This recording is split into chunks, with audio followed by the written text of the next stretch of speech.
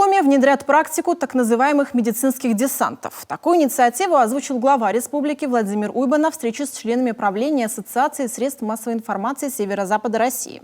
17-20 высококвалифицированных врачей разного профиля будут выезжать в отдаленные населенные пункты и проводить обследование людей.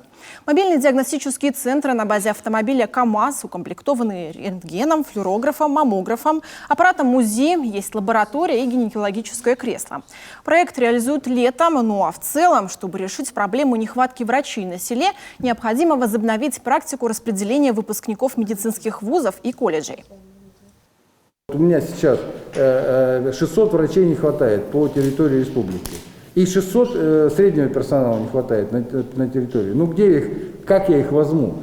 При этом у меня каждый год заканчивают 150 в университете, медфакультет, и 400 человек среднего персонала. По большому счету я могу решить эту проблему собственными силами ближайшие, по среднему вообще через 1,5 года. А по врачебному через 4 года я полностью закрою эту историю.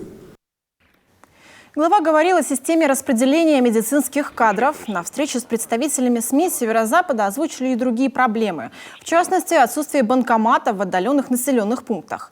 Владимир Уйба сообщил, что у правительства республики есть предварительная договоренность с одной из кредитных организаций о решении этой проблемы. Идет работа над соглашением о социальном партнерстве. Формируется перечень населенных пунктов, где нужны банкоматы.